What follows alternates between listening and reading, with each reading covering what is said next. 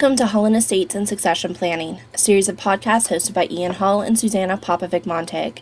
The podcast you are listening to will provide information and insights into estate planning in Canada from the offices of Hull & Hull in Toronto. Here are Ian and Susanna. Hi, and welcome to Hull & Estates and Succession Planning. Well, welcome back to our semi-regular podcast. We've missed a couple of sessions because of life's running around, but we're back. I'm back anyway on a solo basis. Susanna is still involved in a lengthy trial.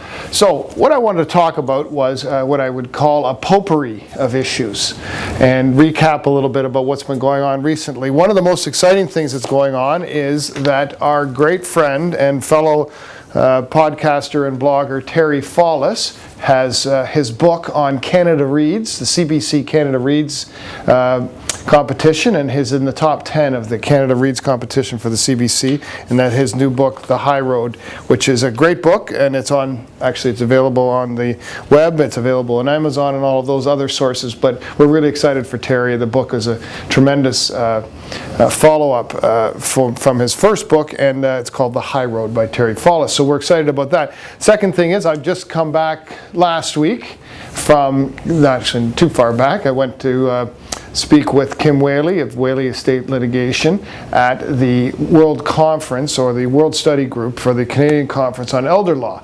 And it was a fascinating seminar session. 3-day conference. Was at the first day, the Thursday, and enjoyed speaking at that conference about recent developments in power of attorney litigation. But the conference was on for 3 days.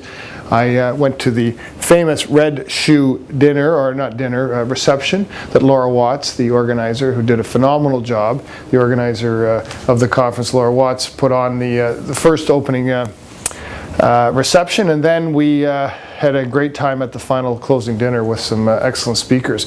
But the conference itself was, as I say, it was fantastic in many levels. One of the speakers that we were treated to was Professor Doug Surtees. And Doug Surtees is, and I spell that S-U-R-T-E-E-S, in case I'm mispronouncing his name, but he was from the College of Law at the University of Saskatchewan.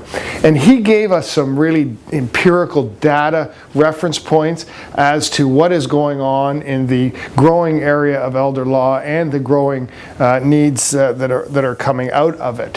One of the sources of the data is a study that he's been in charge of and effectively been pulling together in terms of his research. But I did my own research just to see what the current state of affairs with the transfer of wealth and how we're dealing with our aging population is. And just some interesting stats. There's an article called Inheriting Money is Stressful, but these steps can help, and it came in the Globe Investor Tuesday, October 5th, 2010, in the Toronto Globe and Mail, and it was an article about how families and how investors should deal with inheriting wealth and what they should or shouldn't do when the wealth comes in. The author speaks about the recommendations that the experts are talking about as easy things like obviously pay off all your debts, any debts you've got, use your inherited wealth to get rid of your debt load, and then move on to the investment step. The article itself was I guess helpful and a bit anecdotal, but some of the statistics in this article were very interesting. The Globe article estimates that at the estimated value of Canadian inheritances in 2010 will be about $70 billion.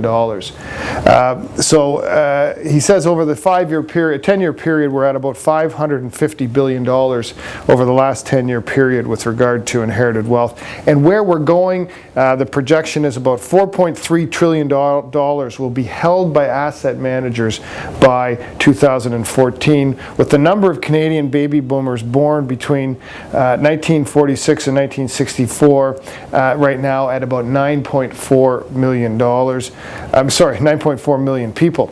So you can see with our aging population, we're going to have about 1/5 of the Canadians by 2021 that are going to be over the age of 65. And what has that done? Well, that has spawned obviously all sorts of efforts in the financial community to assess and address the new aging population. But this World Study Group program was phenomenal. And as I say, we spoke, myself and Kim Whaley co-presented a financial abuse, neglect, and the power of attorney. And we talked about some of the recent case law developments. And there was some really tremendous seminars. There was another seminar in the afternoon of the first day. It was called Moving Towards an International Lens of Elder Rights Issues. And Dr. Jane Barrett, the Secretary General of the International Federation of Aging, and Laura Watts talked about where we are going and what kind of projections that they had in their mind in terms of elder law and elder issues themselves. So from that standpoint anyway, we were very lucky to hear some of the great speakers, and again, Laura Watts puts on a tremendous annual conference. I'm told that this year was in Toronto. I'm told that next year it's going to be back in Vancouver. In any event, the last keeping on with my potpourri, I want to talk about as well today is an interesting book that's was brought to my attention, and it's called The Articulate Advocate. And for those of us who podcast and present and watch and read about these issues all the time, and that is how do we better perform in that sense, or how do we better present, better word for it. Brian Johnson and Marcia Hunter's book called The Articulate Advocate was a book that was recommended to me, and I've taken a look through it and read through most of the book by now, actually. But it is, what was really interesting was the way they talk about how to present and the sort of techniques to consider. And the part one aspect of the book was fascinating to me, and it wasn't about just articulating and trying to engage your audience. The whole third of the book talks about the body and how we are to control our body, and we all have our swaying or our hand movements and so on, and there's a whole section on understanding adrenaline and how our body reacts to adrenaline and how we can deal with it in presentations. So anyway, I thought that was a really interesting book, and one that I highly recommend in terms of where and when we are presenting our whatever pitch we're making, whether it's on a podcast or it's in the context of our own day-to-day business of presenting our pitches at the office or in schools and so forth. So I highly recommend that, The Articulate Advocate. Coming back then to some of the other dealing with my potpourri issues, coming back to that is I was lucky enough to do some personal coaching and some coaching within our firm. And why I say that is that Joanna Mackey of Rhythms of Change is the company that's been helping us with that personal life coaching to our firm and our team, and it's all about how to manage both your life and work balance, and some of the coaching you can take from that in a business environment. And one of the interesting things that came out of that is that we've all learned to manage and develop better feedback models within our own firms and so on. But it's also being picked up on the mainstream. And again, in the Report on Business, the actual section, the Report on Business in the Globe and Mail on October 13th, 2010, had a really interesting article talking about the use of mentors and life coaches when hiring and firing and when managing your firm. So again, I'm just that was something that we've been really focusing on at our firm.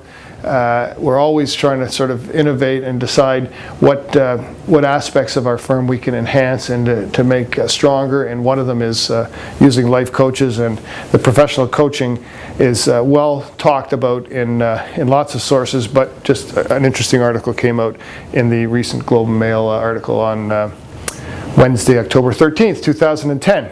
Anyway, that wraps up my potpourri of discussion points, and I really appreciate you joining us today, and we'll look forward to hopefully our next podcast with Susanna as well.